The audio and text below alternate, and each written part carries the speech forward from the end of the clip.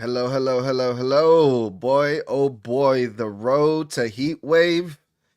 It is getting hot, right? I mean, they turned up the volume, they turned up the heat this week on NXT.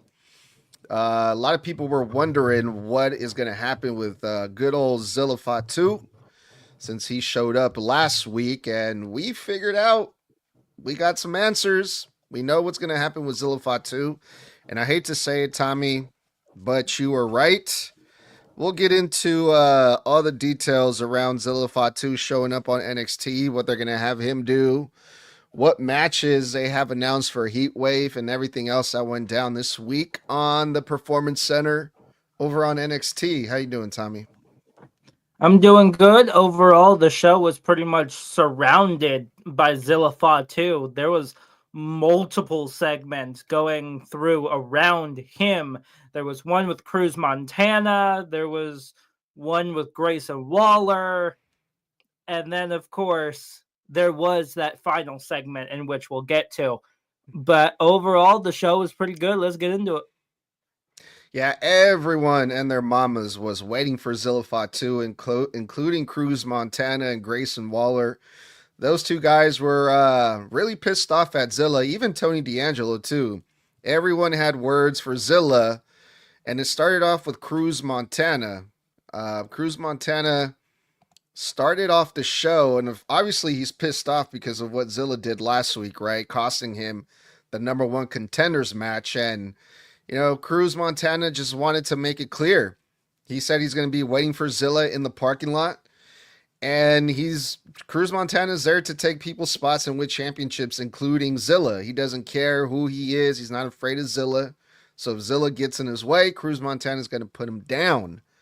But of all people, we got a blast from the past, a little face to face between Rey Fenix, who showed up on NXT, and Cruz Montana.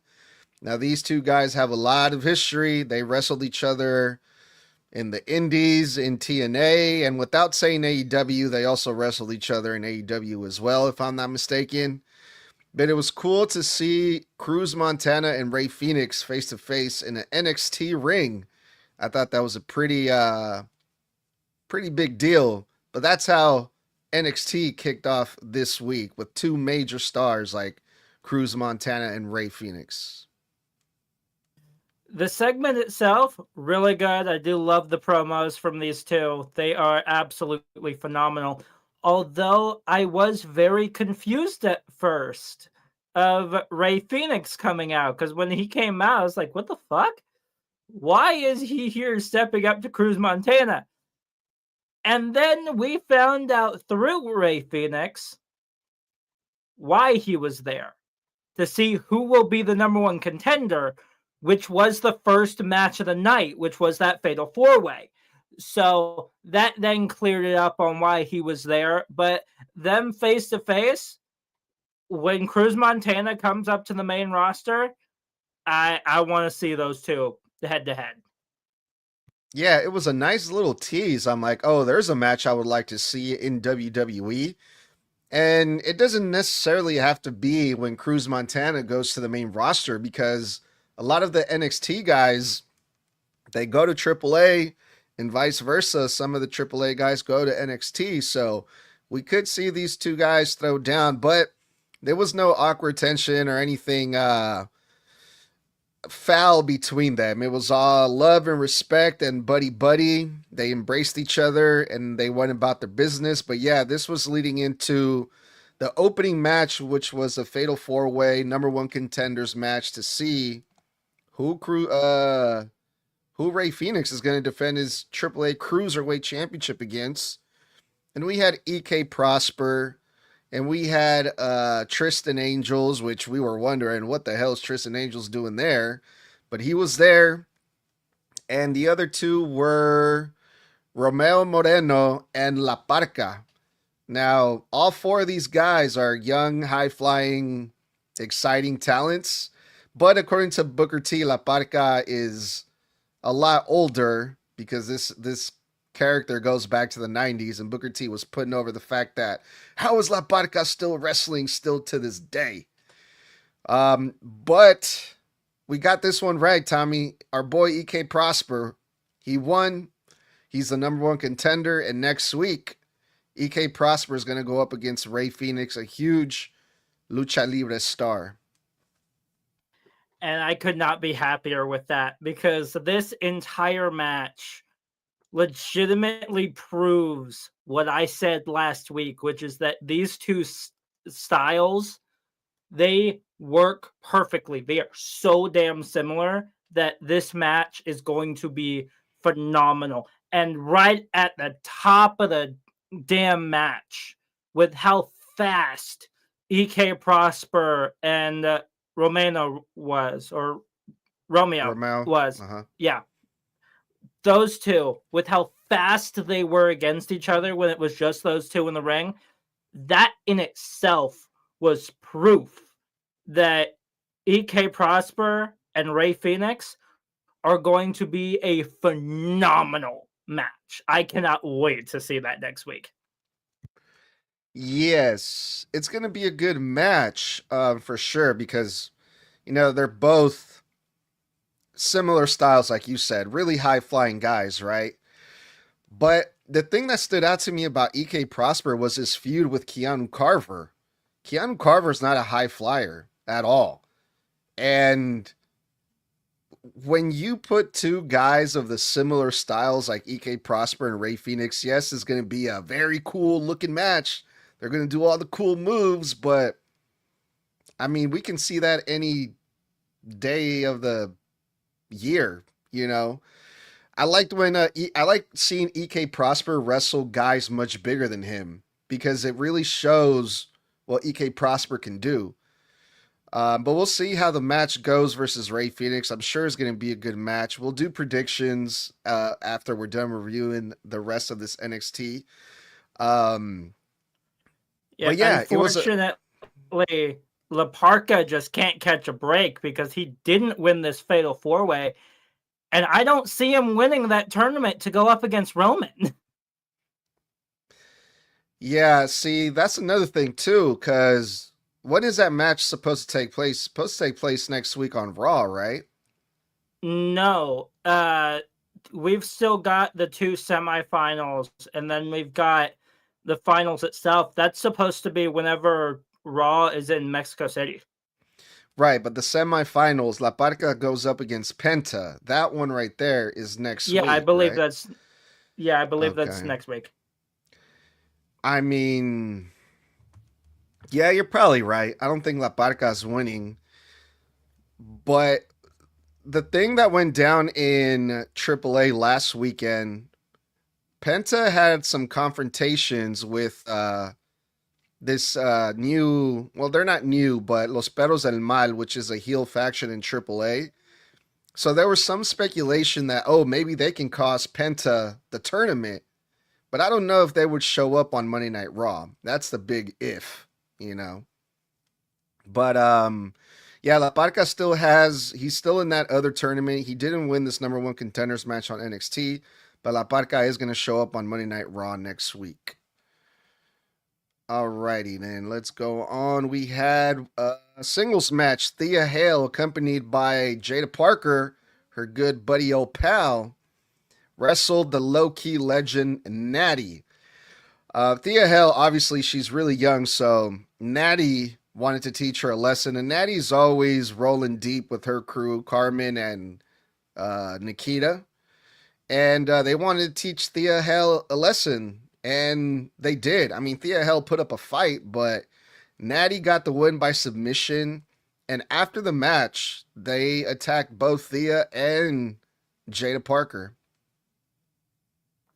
Yeah, pretty decent match in itself. But like you said, this was not an easy match. This did have to be a fight with Thea Hale. Like, she had to put it all on the line against Natty, in which just being in the ring with Natalya will absolutely do wonders for Thea Hale.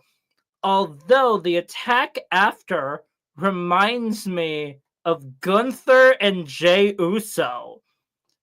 When Gunther beat the crap out of Jimmy and made Jay watch, The fact that Natalya basically did the same thing with Thea Hill and Jada Parker, just having Carmen Petrovic and Nikita Lyons holding Jada Parker while she just kept that submission in on Thea Hill.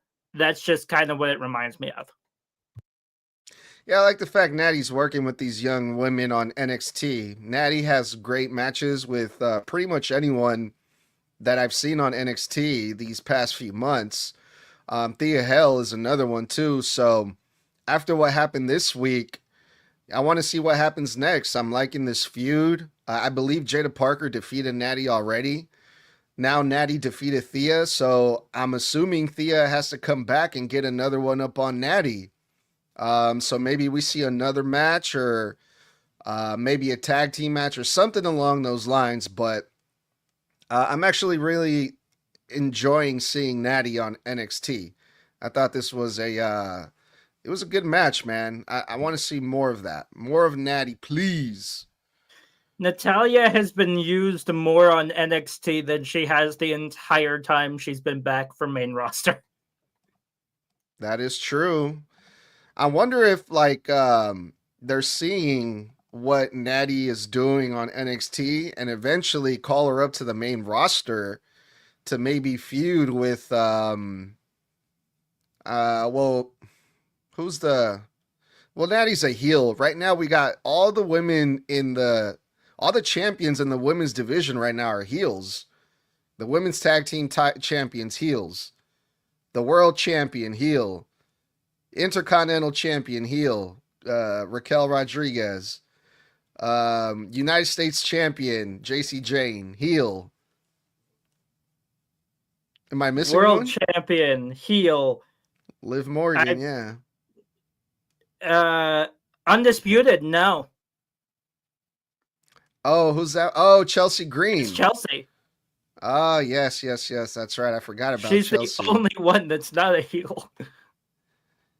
Well, she's injured right now, but that would be a dream match for me.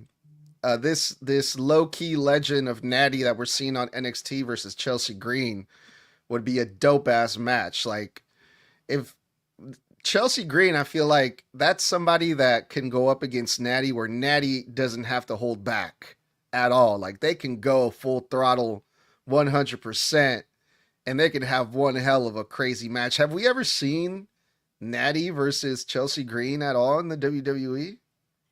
I don't think so. That's something that we're going to have to look out because I'm not exactly sure. Okay, yeah. Well, while you do that, should we go on to the next match? Yeah. All right, the next match was a speed title. Another speed title match. Lexis King versus Lucien Price. The birthright versus out the mud, right? And because this is a speed championship title match, there's a 5-minute limit. And Lexis King did what most smart people would do, which is try to run the clock.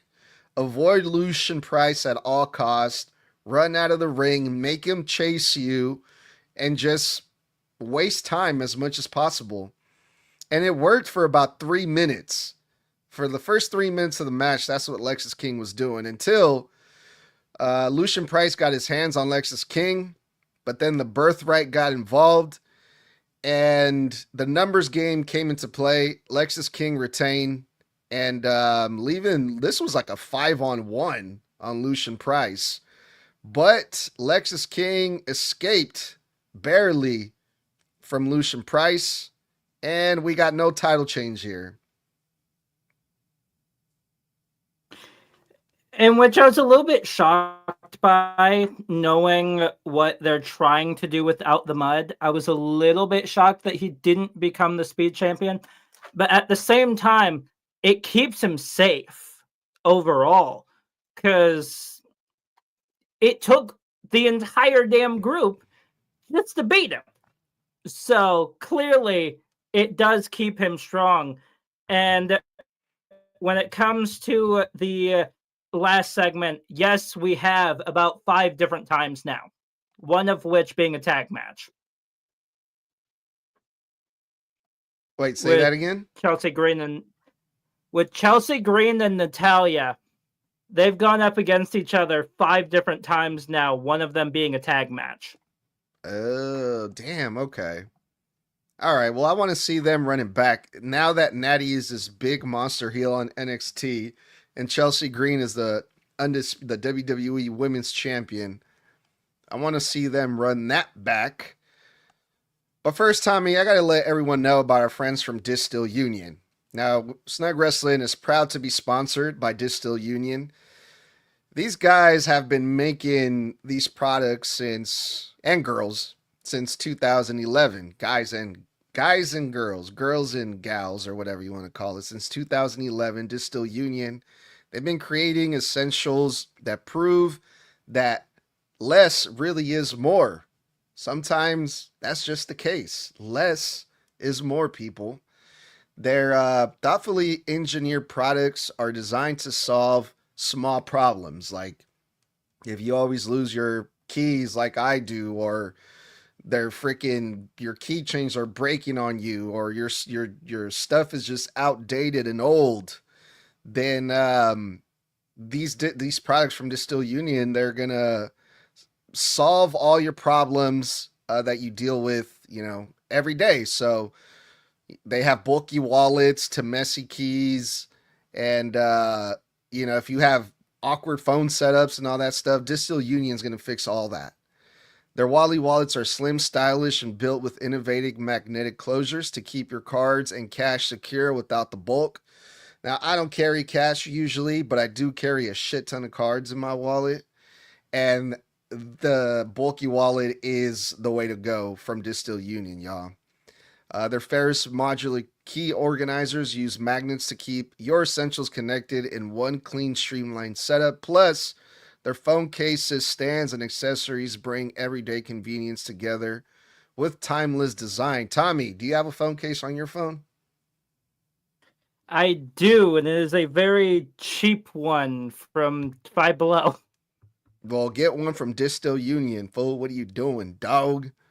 Because they got crafted from premium full grain leather and backed by 3-year warranty. Distill Union products are made to last and look better over time. Not that cheap shit that Tommy's been buying from wherever he said. So head on over to distillunion.com and use promo code SNUG to get 20% off your order. That's distillunion.com. Promo code SNUG, SNUG, for 20% off. All right, so yeah, any thoughts on the match of the speed title match between Lexis King and Lucien Price? Oh, after the match, Bronco Nima came out for the save. It wasn't during the match, it was after. Bronco Nima waited till after, and Out the Mud hugged it out, which got a huge pop. So it looks like Out the Mud is all good and gravy, right? It seems like it, but like I said, technically, Price is on the safe side because it took the entirety of Birthright just to take this man out, just to retain that speed title. But you could tell right when Lexis King came out, he still had a scab from last week in his chest. And then by the end of this match, it just got so much worse than it was from last week. So this man's chops are deadly. Yeah, Lucien Price got massive chops and made Lexis King bleed from his chest after one chop. And I think he made him bleed again this week. Maybe just a little bit. But yeah, that was that was brutal. All right, moving on to Grayson Waller. Grayson Waller needs to be stopped, man, at all costs. This fool just he's been on a rampage ever since he showed up on NXT again. But this time he has a good reason because he was in that number one contenders match last week. Zilla Fatu attacked him, costing Grayson Waller the shot at the NXT title. So Grayson Waller's not happy. And like Cruz Montana, he cuts a promo on Zilla Fatu, but in a very different Grayson Waller way, where Grayson Waller was taking some really personal digs at Zilla's family and the fact that he's no longer on ankle monitor and how he can roam freely now. And welcome Zilla Fatu to NXT. But Grayson Waller tries to take it upon himself and name himself the number one contender technically. But Cruz Montana wasn't having that. Neither was Tony D'Angelo. All three of these guys came out. And Tony D'Angelo was like, "Hey, I don't give a fuck who it is. If it's Grayson Waller or Cruz Montana, have you guys a little match, and we can figure this out. Either one, it doesn't matter." And this is when Robert Stone comes out, if I believe, right? And he makes the big announcement. Well, since Zilla Fatu hasn't officially signed his NXT contract yet, right, quote unquote, then at Heatwave we're gonna have ourselves a triple threat match: Grayson Waller versus Tony D'Angelo and Cruz Montana. Great. Here we go with the let's just throw shit at the wall and throw everyone together and have one big fat massive triple threat match. But that's not the end of it. It gets worse later on in the night. But what did you think about this little shindig that we saw? I called it. But what I find very interesting is it's very clear that Grayson Waller just does not like the Samoans because he's just like, great, another Samoan to take food off of my table. He just hates the entirety of the Anoa'i family and just that entire thing. So there's that. And then you've got Stone saying, yeah, this is going to be a triple threat. Yeah, we'll get to that later because that's not where it ended. But triple threat it is, and I had a feeling this was going to be a multi-man match the moment Zilla Fatu got involved. Yeah, we'll get to that later on because up next, let's go over the women's tag team match.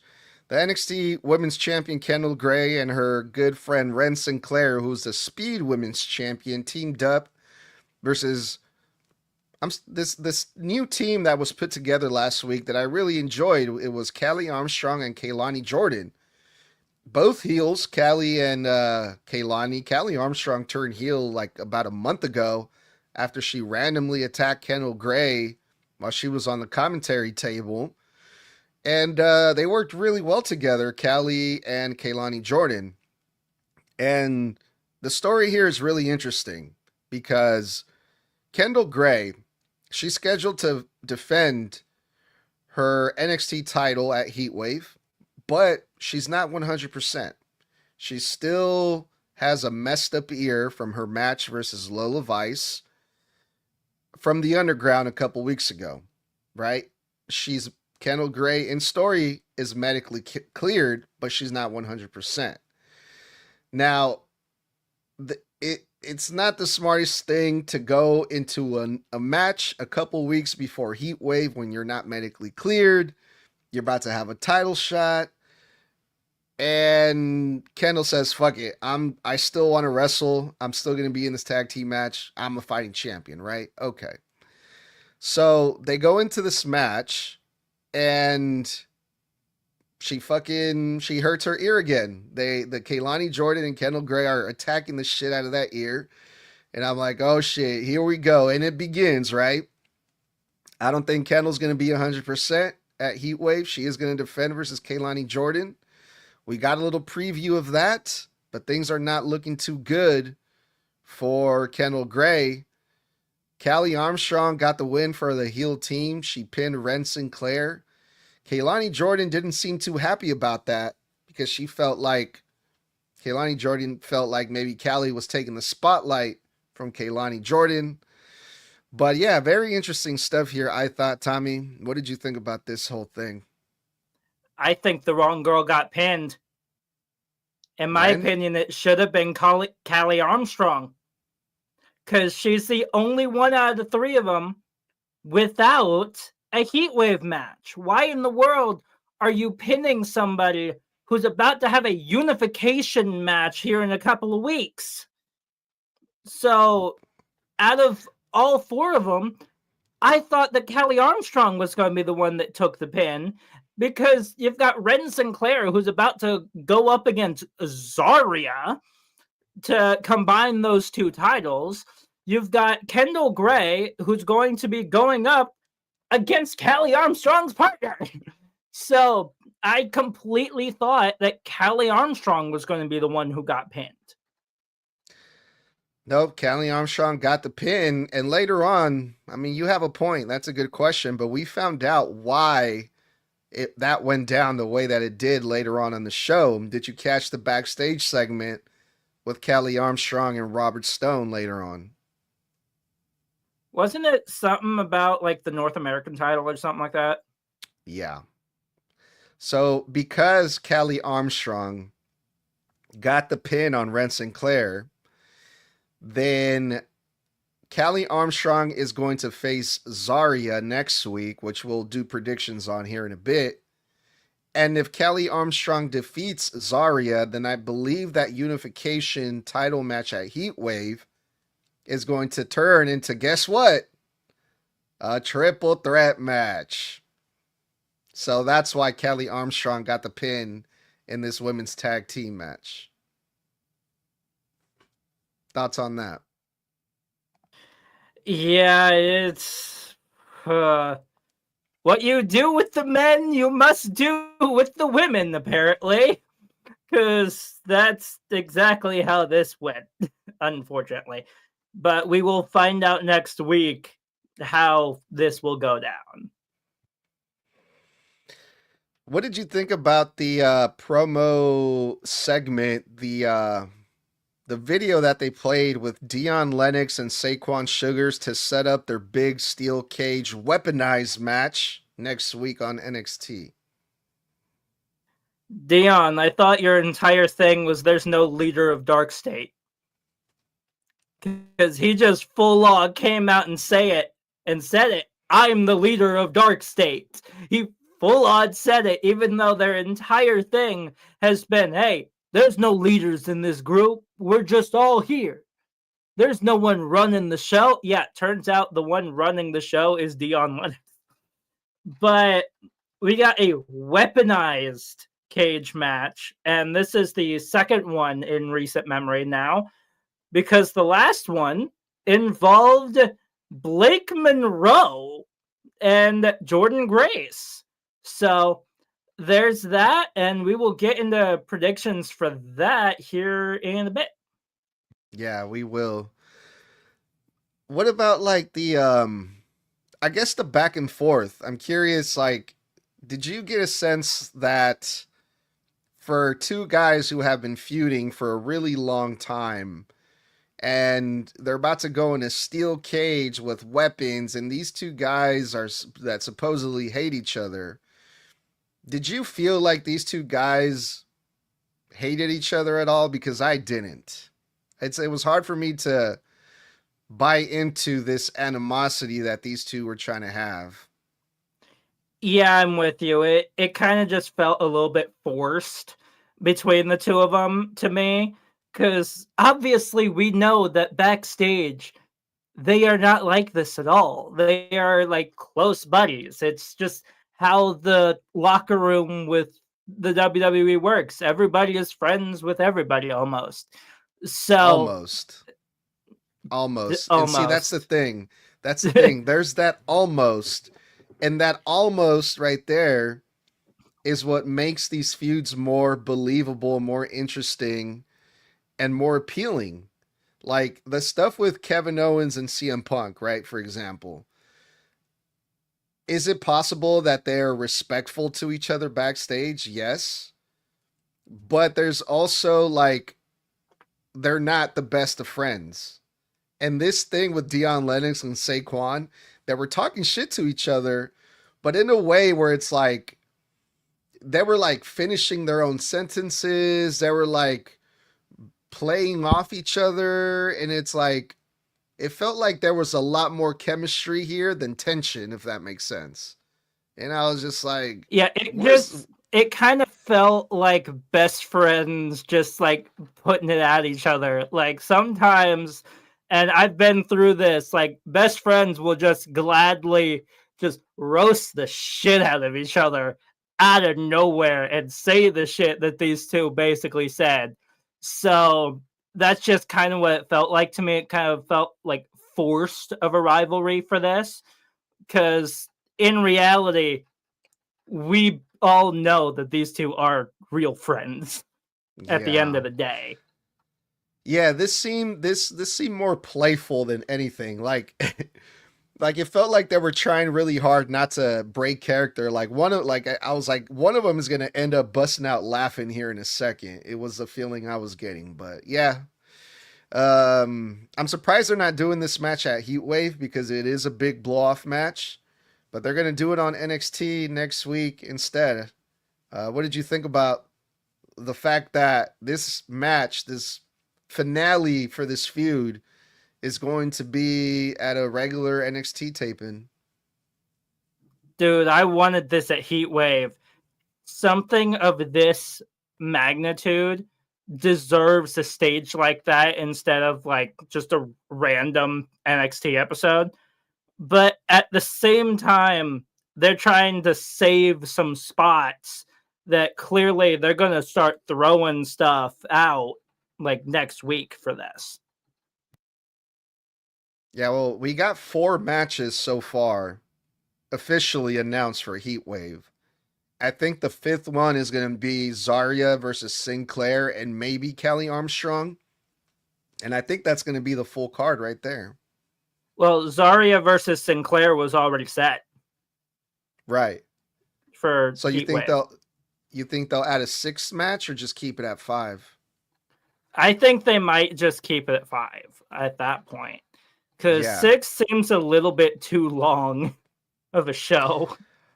Didn't their last PLE, I believe, had 6 matches. They randomly threw in that Shiloh Hill versus Tristan Angels match last minute.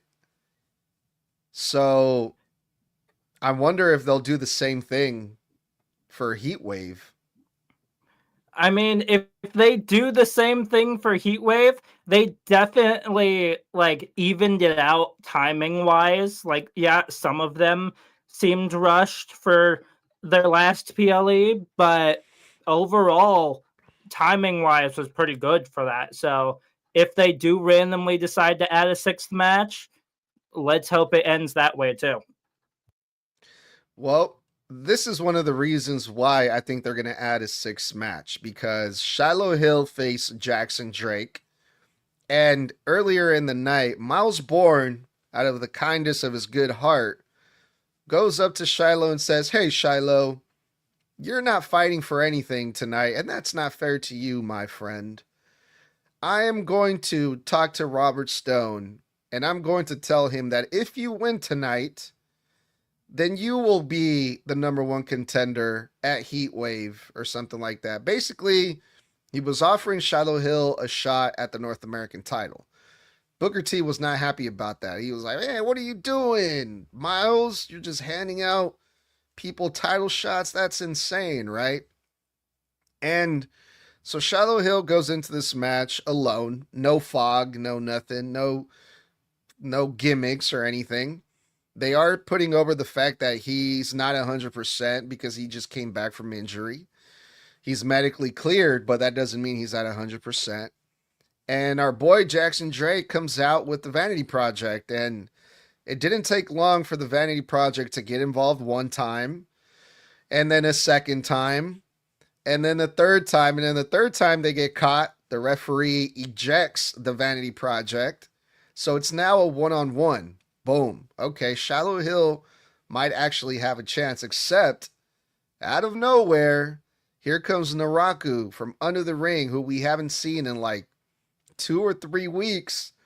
Missed, hits Shiloh with the red mist to the face, blinds him, and Jackson Drake wins 1, 2, 3. Jackson Drake is the number 1 contender. He's going to Heatwave to face Miles Bourne, which is what we wanted, right?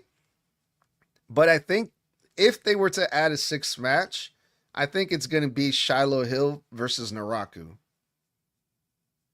And that match I wouldn't mind as much as I would have loved to see Shiloh Hill go up against Miles Bourne, because I feel like those two would work pretty well as well. But here we are, and if that decides to happen, I'm all for it. But what I find interesting is the fact that Jackson Drake already had something going on in his head, because earlier on in the show, there was a backstage segment with the entirety of Vanity Project and the Ren QCC, in which, Jesus, Kendal and Wren just went off on these guys. In fact, went, hey, maybe Micah is the Vanity and you three are the projects. So he already had that going on in his head, and he looked over at Micah during that and went, hey, are you going to let them talk to us like that after Kendal and Wren left? And she just goes, dude, they toasted you guys, but you got to focus on the match at hand that you've got tonight. So he already had that going on in his head. So this in itself, I do like the fact that it is now going to be Jackson Drake versus Miles Bourne for that North American title, which is a match that you and I have both wanted this whole time. Unfortunately, though, here's how I think this is going to go. I think that the tag match is going to be before this North American title match, because I have a prediction for this. I was thinking about saving this until next week when we go through it, but I think I might just say it now. I think Miles is losing one of those two titles. And if it is set the way I think it is, I think they are retaining the tag titles and he's losing that North American. Yeah, because Miles Bourne is going to be doing double duty at Heatwave now that Jackson Drake is the number one contender. So that's very possible. But yeah, we'll see. We'll see what they end up doing next week when it comes to that. But yeah, I thought it was interesting that Naraku just decided to randomly attack Shiloh Hill for no reason whatsoever. At least the reason we're not familiar with just yet. But Naraku, after what we've seen, what he did with Tony D'Angelo, you can say he's a very, very dangerous man, and that might have to push Shiloh Hill to a whole nother level. So maybe we get to see more of the fog this time around with now that Naraku is around, you know? All right, moving on. All right, we're finally at the main event segment, the final segment. Zilla Fatu shows up to the Performance Center looking like a mini version of The Rock with his slick button up and, you know, his chain and his glasses. And I even showed my wife, I was like, look at this kid just rolled up looking like a young version of The Rock with a little bit more hair. And I wasn't the only one that thought that. $100,000 shirts or something like that he had back in the day. Yeah. And that was the first thing I thought. I was like, does he think he's The Rock? He's like the modern day Rock or something? So yeah, Zilla Fatu goes into the ring. Robert Stone is there. And he cuts the promo where he's like, I never thought that I would make it here. I never thought I would be here, but I'm finally at the number one company, the number one wrestling company, and I'm glad to get started on NXT. And I'm going to let my work speak for itself, and I'm going to prove to everyone that I'm not a nympho baby. And I was like, okay, I think what he meant to say was nepo baby, but we get the point. Hey, Zilla Fatu, he's from the hood, man. You can't be giving him like big words to say in this promo, right? He's one of those. He's kind of like Jey Uso, man. You kind of just got to let him say what he wants, right? But yeah, he got a lot of there was a lot of memes that came out of that one right there, but he meant to say nepo baby. We get the point, Zilla. No hard feelings. So he signs the contract, and Robert Stone makes the announcement that that contract is not only to officially welcome Zilla Fatu to NXT, but it's also for his first official match on NXT as a WWE superstar. It's going to be a title match. And I'm like, oh, fuck. I was like, please let it be okay. The winner out of the triple threat match at Heatwave gets to face Zilla Fatu or something, right? But nope. Zilla Fatu was added to the title match at Heatwave, and it's going to be a fatal four-way. Zilla versus Waller versus Cruz versus Tony D'Angelo. And this is exactly what I was afraid of, Tommy. But things aren't looking too good for Tony D'Angelo, and everyone's already calling it. Everyone's already calling Zilla Fatu in his first match on NXT is going to become NXT champion. But what did you think about all of this that we saw in the main event of NXT? The question is, can Tony D'Angelo survive 3 other men? Because that's going to be extremely difficult for him to do. But Zilla Fatu in his title shot, he's like, you know what? I'm not going to wait. Let's make this sucker a fatal 4-way. And I called it last week. I told you this was going to happen. You said that you hoped this wouldn't happen. And here we are, a fatal 4-way at Heatwave for that NXT title. But I would not be surprised here if Zilla's time in NXT is like Ricky Saint's time in NXT, where Ricky spends like less than a year or something like that in NXT and then gets called up. I think that's how Zilla's going to be as well. I don't see him spending much time in NXT. Fair enough. I mean, I guess Zilla Fatu is a big star.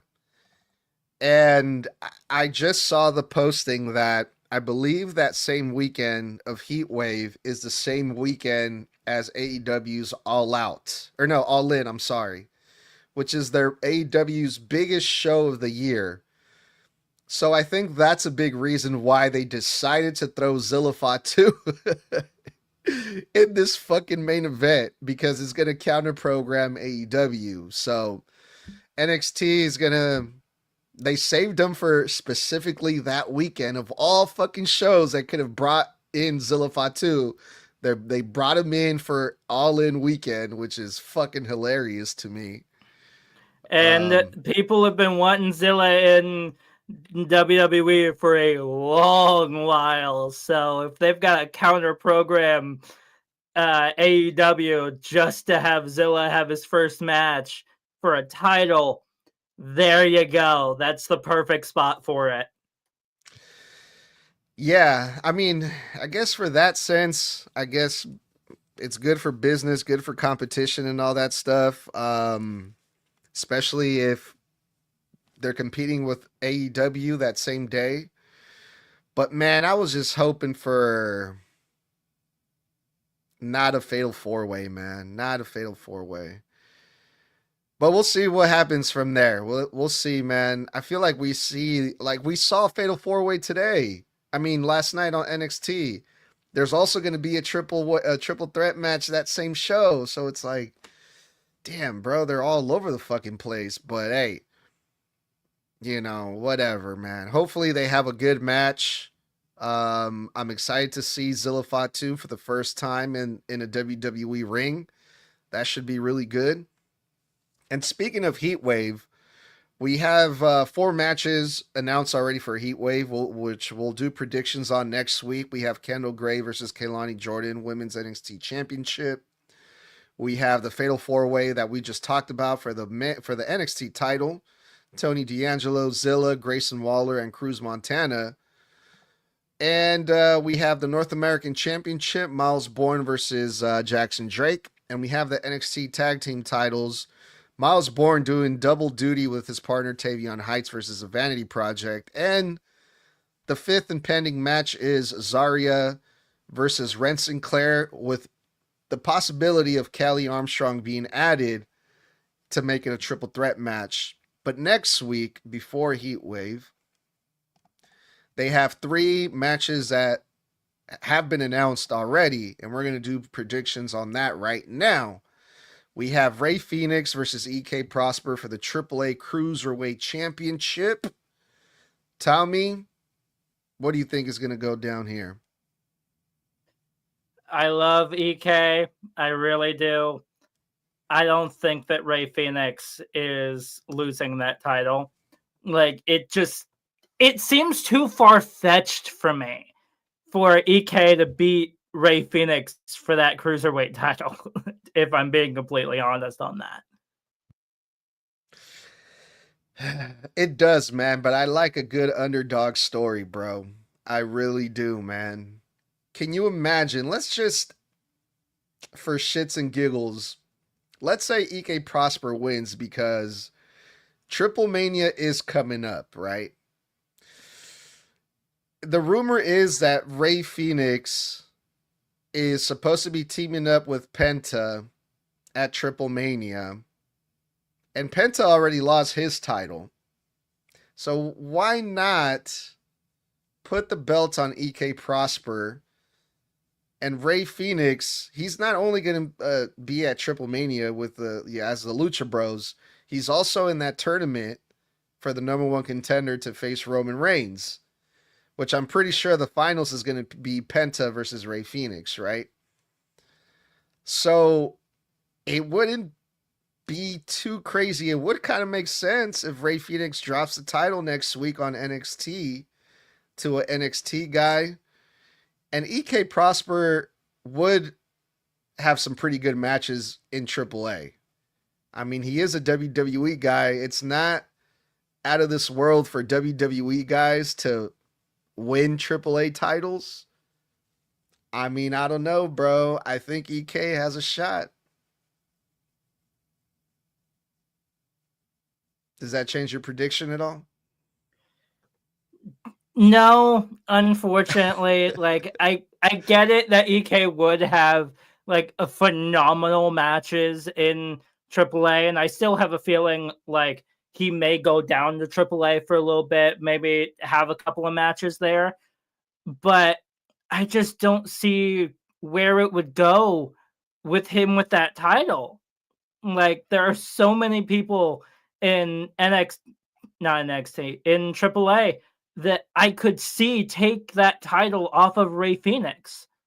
Mm-hmm. One of them being, at some point, if he still holds on to it, La Parka. I wouldn't mind seeing La Parka take that title off of Rey Fenix. La Parka's not a cruiserweight, bro. La Parka's at least like fucking 250, I want to say. He's a big ass dude. I think there's a weight limit when it comes to the cruiserweight title. And yet La Parka was in the Fatal 4-Way to become #1 contender? For the cruiserweight? Oh, yes, he was. For Rey Fenix's title. You're right. He was the only AAA guy in there. That's right. You're right. Okay, fair enough then. I rest my case. All right, the weaponized steel cage match, Saquon Sugars versus Dion Lennox, the finale of this grudge feud that they've been having after the Dark State turned on Saquon, kicked him out of the faction. Saquon has been coming after the Dark State one by one with bats. A couple weeks ago, they had just a regular singles match, but the Dark State got involved.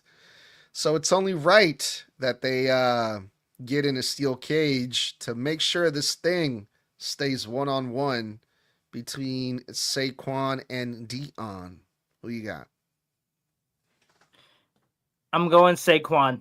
Like, there's no one better between these two that knows weapons like Saquon Sugars. I feel like Dion, as much as he knows what he's thinking on it, him going, yeah, it's a steel cage match, but I want it more brutal than that because of how those two are. So I do get it. But at the same time, you just challenged to a weaponized steel cage match somebody who literally walks out with a bat. Someone who knows how to use that bat. So I'm going with Saquon Sugars to finally finish this feud because they are tied up right now. I did look it up earlier, and they are tied 1-1. They usually announce 4 matches ahead of time, but this week they only announced 3. So I'm wondering if that steel cage match is going to take up most of the time of the show next week. Because the third match that they announce is Kelani Armstrong versus Zarya. And I believe this is the match where if Kelani Armstrong defeats Zarya, then Kelani Armstrong gets added to the match at Heatwave, that unification match between Zarya and Wren Sinclair. And I hate to say it, Wren Sinclair's going to get screwed over by this. I think Kelani Armstrong is beating Zarya and getting added to that match, making it a triple threat, which is going to screw Wren Sinclair over completely. Yeah, this one's tough, man. This one's tough because if Zarya loses, something's got to give, man. You can't just pin the North American champion clean. Kelani Armstrong has been healing. She's been cheating. Well, she didn't cheat last night on a women's tag team match, but I don't see Kelani Armstrong winning this, dude. At least not clean, man. Because Zarya, she's got to go in strong at Heatwave, man. I mean, that's just classic booking, right? It makes sense for Zarya to win this, but also if you defeat Kelani Armstrong, then what was the point of all of this, you know? So this one's going to be tricky, but this one's going to be good. 2 powerhouses like Zarya and Kelani Armstrong. This is going to be a really good match. But yeah, that's what's been happening with NXT lately, man. Heatwave is a couple weeks away, right? Heatwave is on the 31st, right, Tommy? Sunday, 31st? It's that Sunday. I believe that's the 30th. Yeah, that's the 30th. August. Oh, the 30th. You're right. Okay, so August 30th is Heatwave. Yeah, so we should be doing predictions on Heatwave next week. So yeah, be on the lookout for that. NXT is cooking up right now. Things are happening, and they're happening fast. And I can't wait to see what happens next week. But yeah, that was NXT with the Snug Wrestling crew. Anything else, Tommy? If not, let's get up out of here. Ladies and gentlemen, that was this episode of the NXT review on the Snug Wrestling podcast. You can catch us every Monday for Monday Night Raw directly after the show. Next day review of NXT every Wednesday, and then Friday Night SmackDown on Sunday. There is also that one-on-one on TikTok Live with Mr. Blood and our glorious leader Snug. And mark your calendars for September 2nd, as we will be making predictions for not Saturday night's main event, but Sunday night's main event. So you can catch us all there. Get your merch. That is at tpublic.com/snug_wrestling. That is TEE public.com/snug_wrestling. Stay safe, stay savage, and stay snug. That was one time for the one time. 4 letters, 1 word. Yeet.